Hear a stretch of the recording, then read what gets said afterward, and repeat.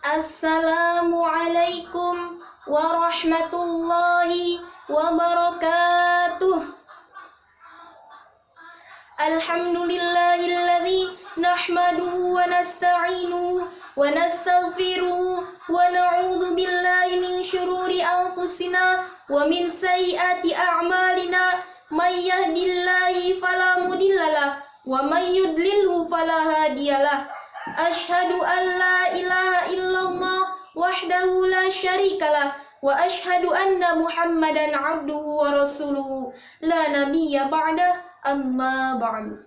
Qala Rasulullah sallallahu alaihi wasallam, innama bu'itsu liutammima makarimal akhlaq. Yang terhormat CEO MTD Media Channel, yang terhormat Ketua Pelaksana Gebiar Seni Dakwah Al-Quran, yang terhormat para panitia penyelenggaraan Gebiar Seni Dakwah Al-Quran, serta hadirin yang berbahagia. Salah satu perkembangan memprihatinkan di masyarakat Islam Indonesia saat ini adalah kecenderungan meninggalkan akhlak ketika menghadapi kemajuan zaman. Saat ini kita berada pada zaman milenial, di mana pada zaman ini semuanya serba modern.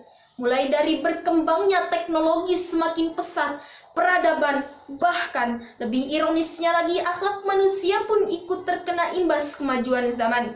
Sehingga anak-anak yang lahir di zaman ini juga terkena dampak modernisasi. Anak yang seharusnya menjadi penerus bangsa, anak yang seharusnya menjadi cita-cita untuk kemauan bangsa, anak yang seharusnya menjadi penerus mimpi-mimpi bangsa yang tertinggal. Namun sayang hadirin, semua itu hanya keinginan belaka. Anak yang seharusnya disuguhkan berbagai ilmu pengetahuan untuk memajukan pola pikirnya, disajikan kisah-kisah peradaban masa lalu untuk mengikuti akhlak Rasulullah sebagai suri tauladan yang baik. Namun, remaja zaman sekarang disuguhkan dengan perkembangan teknologi seperti sekarang maraknya media sosial, yang di dalamnya terdapat aplikasi-aplikasi yang apabila mereka salah gunakan, maka akan menambah bobrok generasi-generasi selanjutnya.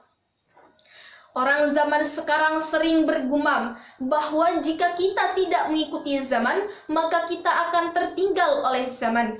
Dan yang lebih meresahkannya lagi hadirin, zaman sekarang tontonan menjadi tuntunan dan tuntunan menjadi tontonan. Astagfirullahaladzim. Dalam Al-Quran surah Al-Isra ayat 36, Allah berfirman, Bismillahirrahmanirrahim. Wala taqfu ma laysa laka bihi 'ilm. Innas sam'a wal basara wal fu'ada kullu ulaika kana 'anhu mas'ula. Dan janganlah kamu mengikuti apa yang kamu tidak mempunyai pengetahuan tentangnya.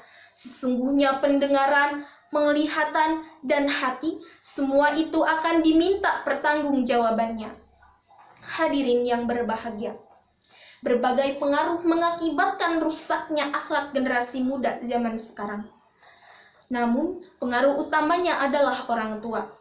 Karena orang tua merupakan pilar dan penanggung jawab seorang anak, khususnya ibu. Ibu merupakan madrasatul ula seorang anak dalam keluarga. Sebagaimana dijelaskan dalam hadis, Ma min mauludin illa yuladu 'alal fitrati, fa abawahu yuhawidanihi aw yunassiranihi aw yumajjisanihi. Tidak ada seorang pun yang dilahirkan kecuali dilahirkan pada fitrah Islamnya.